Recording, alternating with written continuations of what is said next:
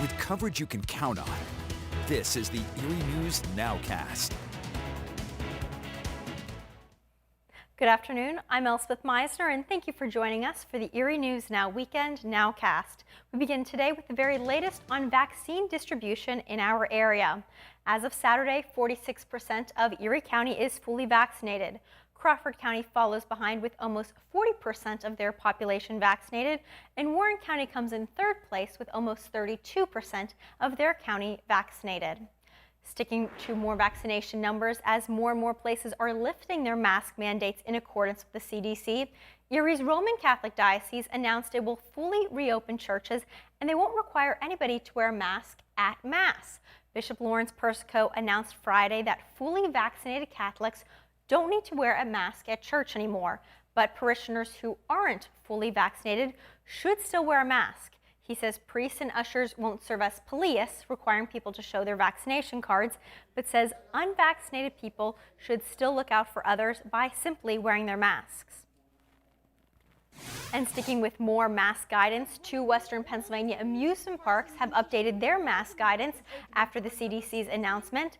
Erie's Waldemere and Kennywood Park says fully vaccinated guests will no longer need to wear face masks. Both parks say guests who have not been vaccinated will still need to wear a face covering and practice social distancing. Kennywood opened for the season last week and Waldemere opened up just today at noon. We'll have a look at how their first day went coming up tonight at 6 o'clock. We have links to both policies on our website, erienewsnow.com. And the Erie Seawolves joined in the fight against COVID-19. The team partnered up with UPMC Hammett on Friday night to give COVID-19 vaccinations to fans at the ball game. Our Kristen Allen has the story. When you think of UPMC Park, you usually think of baseball, home runs, and hot dogs. But Friday, the Seawolves added an extra service for the fan experience, a COVID-19 vaccination clinic. If you would have asked me last January if we were going to be hosting vaccine clinics in the 2021 season, I would have said, what are you talking about? The Seawolves teamed up with their naming rights partner to bring doses of the Pfizer vaccine right to the game. We've been trying to think of innovative ideas on how we can get out into the community, and this was one of our community partners that we knew we could count on to let us come and vaccinate some of the patrons coming tonight. Turning Celebration Cove into Vaccination Cove for the day was a no-brainer. We're like, yes, absolutely. We are 100% on board with doing this and doing our part to help get Erie County vaccinated. No appointment needed for this shot. Anyone coming to the game could walk right in, register, and get the stick. And after you get your vaccine, the rest is pretty simple. All you do is find your seat, take off your mask, and enjoy a Smith's hot dog while you cheer on the Seawolves. That's just what Chuck Darby did with his son. And I think it's really good for kids to see the Seawolf. You know, they were giving him a vaccination and anything to, ease kids' minds, and we got to get back to normalcy. Chuck says he's missed spending time at sporting events with his kids. So if a vaccine is all it takes to bring those moments back, he's ready. You got to stop taking stuff for granted. And coming out of this pandemic, just want to take advantage of life's beautiful opportunities. Kristen Allen, Erie News Now. And at the end of the game, 21 people walked out of UPMC Park partially vaccinated, and the Seawolves brought home a win over the Akron Rubber Ducks. So an exciting night for everybody who attended. Well, if you're looking for a job, Home Instead Senior Care is hosting a job fair until 2 p.m. today. Full and part-time positions are available. Hired applicants will receive a $500 sign-on bonus. The job fair is held at the Home Instead Erie offices. That's located at 3816 West Leg Road. Once again until 2 p.m. No experience is necessary for any of the jobs. Home Instead, we do service all of Erie County, so we really do need individuals, all around. We have full-time, part-time positions available with a variety of hours. We have day hours, evening hours, overnight hours. So we're really just looking to bring on people and have them service with our clients. And for more information on job requirements, you can visit the Home Instead website. Once again, there's still time for you to head out there. It runs until 2 p.m. today. And if you're looking to get into the summer spirit, a concert is being held at Port Farms tonight, so that might be the best way to get into it.